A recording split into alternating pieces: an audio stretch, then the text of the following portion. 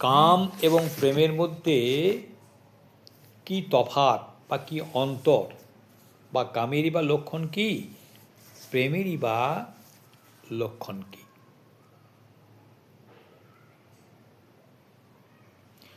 কাম প্রেম দোহাকার বিভিন্ন লক্ষণ, লৌহ আর হেম জইছে স্বরূপে বিলক্ষণ। কাম এবং প্রেমের সঙ্গে তুলনা করতে গিয়ে চৈতন্য চরিতামৃতকার শিল কৃষ্ণদাস কবিরাজ প্রভু তিনি বলছেন যে লৌহ আর হেম, লোহা এবং হেম অর্থাৎ কাঞ্চন, লোহার থেকে কাঞ্চন অনেক বেশি মূল্যবান ধাতু। কামটাকে তুলনা করছেন লোহার সঙ্গে আর প্রেমটাকে তুলনা করছেন হেমের সঙ্গে। তাহলে প্রেমই বা কোন আর কোনটি, আর কামই বা কোনটি? আত্মেন্দ্রিয় প্রীতিবাঞ্ছা তারে বলি কাম।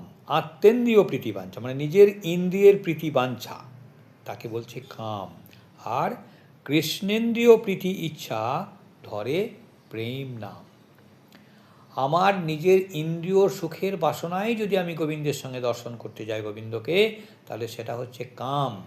আর আমি যদি এটা মনে করি যে আমি গোবিন্দ দর্শন করতে গেলে গোবিন্দ আনন্দ পাবেন, সেটা হচ্ছে প্রেম। আত্মেন্দ্রিয় প্রীতি ইচ্ছা তারে বলি কাম, কৃষ্ণেন্দ্রিয় প্রীতি ইচ্ছা ধরে প্রেম না। কামের তাৎপর্য নিজ সম্ভোগ কেবল, কৃষ্ণ সুখ তাৎপর্য হয় প্রেম তো প্রবল।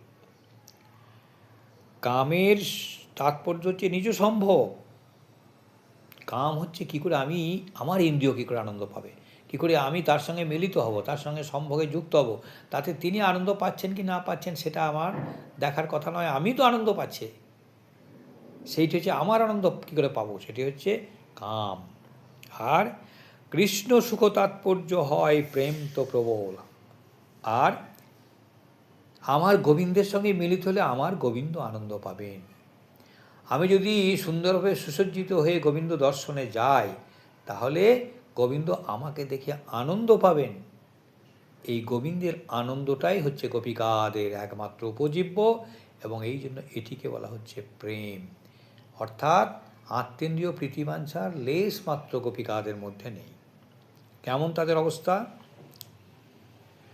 লোকধর্ম, বেদধর্ম, দেহধর্ম, কর্ম, লজ্জা, ধৈর্য, দেহ সুখ, আত্মসুখ মর্ম, দুস্তর্য, আর্যপথ নিজ পরিজন, স্বজনে করে যত তারণ ভৎসন, সর্বত্যাগ করি করে কৃষ্ণের ভজন, কৃষ্ণ সুখ হেতু করে প্রেম সেবন। ইহাকে কহিয়ে কৃষ্ণে দৃঢ় অনুরাগ, স্বচ্ছ ধৌত বস্ত্রে জইছে নাহি কোনো দাগ। লোকধর্ম, বেদধর্ম, দেহধর্ম, কর্ম, লজ্জা, ধৈর্য, দেহসুখ, আত্মসুখ মর্ম, দুস্তর্য, আর্যপথ নিজ পরিজন, স্বজনে করে যত তারণ ভৎসন। ব্রজগোপিকাগণ কৃষ্ণের বংশীধ্বনি হওয়া মাত্র উন্মত্তের মতো হাতের কাজ ফেলে রেখে তারা ছুটে চলে যায়। তাদের পরিবার পরিজন কত তাড়ন করেন, ভৎসনা করেন, তাদেরকে বলে দেন, মুখের উপর দরজা বন্ধ করে দেন যে তোমরা ফিরে এলে আর তোমাদেরকে আমরা গ্রহণ করব না। কিন্তু কোনো কিছুই কিন্তু ব্রজগোপিকাদের কৃষ্ণ দর্শন থেকে বিরত রাখতে পারে না। স্বজনে করে যত তারণ ভৎসন, সর্বত্যাগ করি করে কৃষ্ণের ভজন। সমস্ত কিছু পরিত্যাগ করে আমরা গোবিন্দ ভজন করবই। গোবিন্দের বংশীধ্বনি হয়েছে, অর্থাৎ তিনি আমাদের আহ্বান করেছেন। ওই আহ্বানকে উপেক্ষা আমরা করতে পারবো না, কারণ এই জগতে আত্মীয় পরিজন বলতে তো একমাত্র তিনি। হ্যাঁ গো, তোমাদের যে গৃহে যে সমস্ত আত্মীয় পরিজন রয়েছে, তোমাদের যে পুত্র পরিবার, হ্যাঁ বান্ধব, না না, ওরা আমাদের কেউ নয়। আমাদের আত্মীয় পরিজন বলতে একমাত্র শ্রী গোবিন্দ। অন্যেরও আছয়ে অনেক জনা, আমার কেবলই তুমি, আমার পরাণ হইতে শত শত গুণে প্রিয়তম করে মানি। হ্যাঁ, কী বলছেন ব্রজগোপিকারা এবং রাধারানী? বলছেন অন্য লোকের অনেক পরিজন, আত্মীয় পরিজন না নিয়ে আছে, তারা তাদের নিয়ে থাকুক, আমাদের তুমি ছাড়া কেউ নেই।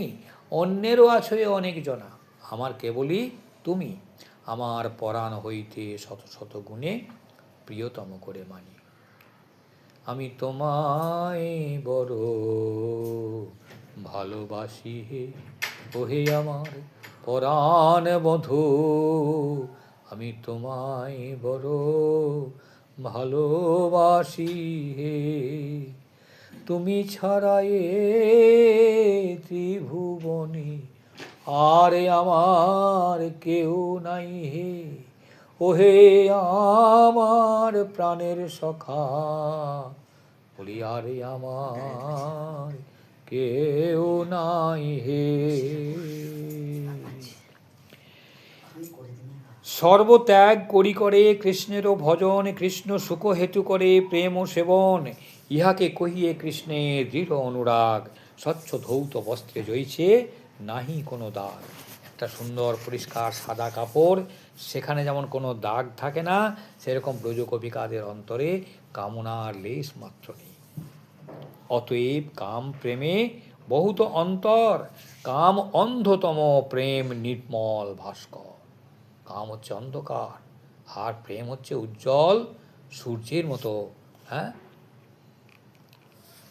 অতএব গোপীগণে নাহি কাম গন্ধ, কৃষ্ণ সুখ লাগি মাত্র কৃষ্ণে সে সম্বন্ধ।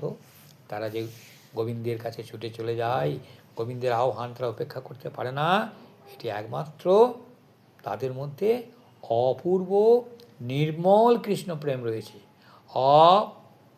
অপ্রতিহতা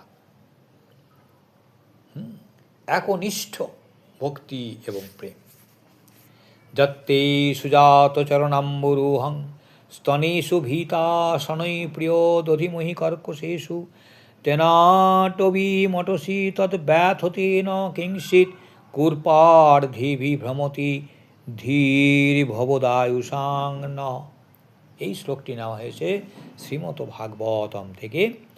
ব্রজগোপিকারা যখন আকুল হয়ে কৃষ্ণকে সন্ধান করে বনে বনে ছুটে খুঁজে বেড়াচ্ছেন, তখন সেই ব্রজগোপিকাগণ ক্রন্দন করতে করতে কৃষ্ণের উদ্দেশ্যে এই কথা বলছেন, হে গোবিন্দ, হে প্রিয়, তত্ত্বে সুজাত চরণ আম্বরোহং, তোমার যে সুন্দর চরণ কোমল, স্তনেষু ভীতা সনৈ প্রিয় দধিমহি কর্কশেষু, তোমার যে সেই সুন্দর চরণ কমল আমরা আমাদের কঠিন স্তনের উপর ধারণ করি। কেমনভাবে না, অত্যন্ত ধীরে, হ্যাঁ, অত্যন্ত যত্নের সঙ্গে ধারণ করি, পাছে তোমার কোমল চরণে আঘাত লাগে, কারণ আমাদের বক্ষ তোমার চরণের থেকে অনেক বেশি কঠিন। আর সেই তুমি কিনা কি করছো, তেন অটবিং অটসি, তুমি সেই নগ্নপদে সেই চরণ দ্বারা তুমি ওই বনের মধ্যে মধ্যে ঘুরে বেড়াচ্ছ। তৎকূর্পার্দিভি কিংচিৎ ন ব্যথতে, ওই বনের মধ্যে কত ছোট ছোট পাথর কাঁকর কাঁটা পড়ে আছে, তোমার চরণে যে ব্যথা লাগবে প্রভু, আমরা তো সেটা সহ্য করতে পারবো না। ভবদায়ুষাং ন অধিভ্রমতি, আমাদের চিত্ত ভ্রমিত হয়ে যাচ্ছে যে কেমন করে তুমি সেই জঙ্গলের মধ্যে অন্ধকারে তুমি তোমার ওই নগ্ন পদে কেমন করে ভ্রমণ করছো, আমাদের বড্ড কষ্ট হচ্ছে। অতএব হে প্রিয়, তুমি আমাদের সামনে এসে দাঁড়াও, তুমি ওই বনের ভিতর থেকে বেরিয়ে এসে আমাদের সামনে এসে একবার তুমি দাঁড়াও। আত্মসুখ দুঃখ কপির নাহিক বিচার, কৃষ্ণ সুখ হেতু করে চেষ্টা মনোব্যবহার। কৃষ্ণ লাগি আর সব করি পরিত্যাগ, কৃষ্ণ সুখ হেতু করে শুদ্ধ অনুরাগ। কৃষ্ণের প্রতিজ্ঞা এক আছে পূর্ব হইতে, যে জয়ীছে ভজে কৃষ্ণ তারে ভজে তৈছে। কৃষ্ণের প্রতিজ্ঞা কি? কৃষ্ণ বলছে আমাকে যে যেমনভাবে ভজনা করে আমি তাকে সেইভাবেই ভজনা করি, অর্থাৎ আমাকে যে যেমনভাবে ভালোবাসে তাকে আমি সেইভাবেই ভালোবাসি। হ্যাঁ, কি বলছেন তিনি? যে যথামাং প্রপদ্যন্তে তাং তথৈব ভজামি অহম, মম বর্তমানুবর্তন্তে মনুষ্য পার্থ সর্বস্ব। সে প্রতিজ্ঞা ভঙ্গ হইল গোপীর ভজনে, তাহাতে প্রমাণে কৃষ্ণ শ্রীমুখ বচনে। কিন্তু আমার গোবিন্দ সেই প্রতিজ্ঞা রাখতে পারলেন না। কোথায় রাখতে পারলেন না? গোপীদেরকে তিনি, তাদের মতো প্রেম কিন্তু গোপীদেরকে তিনি ফিরিয়ে দিতে পারলেন না। ব্রজগোপিকাগণ সমস্ত পরিত্যাগ করে, সমস্ত কিছু তাদের আত্মসুখ বাঞ্ছা, তাদের পরিবার পরিজনের ভৎসনা গঞ্জনা সমস্ত উপেক্ষা করে যেভাবে তার সঙ্গে মিলিত হওয়ার জন্য ছুটে আসে, গোবিন্দ বলছেন আমি তাদের কোনো প্রতিদান দিতে পারিনি। ন পারয়ে অহং নিরবদ্ধ সংযুজান সাধু কৃত্যাং, বিবুধা আয়ুষিপা বিবুধায় অসপপিব। ইয়া মহাভজন দুর্জর গেহ শৃঙ্খলা সংবৃশ্য তদ্ব প্রতিজাতু সাধুনা। তবে যে দেখিয়ে গোপীর নিজ দেহে প্রীত, সেহ তো কৃষ্ণের লাগি জানিহ নিশ্চিত। আচ্ছা, তাহলে এই যে তোমরা বলছো যে গোপিকারা নিজের দেহের প্রতি, হ্যাঁ, তাদের কোনো যত্ন নেই, তারা একমাত্র কৃষ্ণকেই সর্বস্ব সমর্পণ করেছেন, কিন্তু আমরা তো দেখি যে ব্রজ গোপিকারা কি সুন্দরভাবে নিজেদেরকে, হ্যাঁ, কি সুন্দরভাবে নিজেকে সুসজ্জিত করছেন। তাহলে কেন তাদের দেহটার প্রতি এত প্রীতি কেন? তো কী বলছেন না, সে হতো কৃষ্ণের লাগি জানিও নিশ্চিত, সেটাও কৃষ্ণের জন্যে। তারা যে নিজেদেরকে সুন্দরভাবে সুসজ্জিত করেন, দেহটাকে সুন্দরভাবে মার্জন করেন, কেন না আমার গোবিন্দ যখন আমাকে দর্শন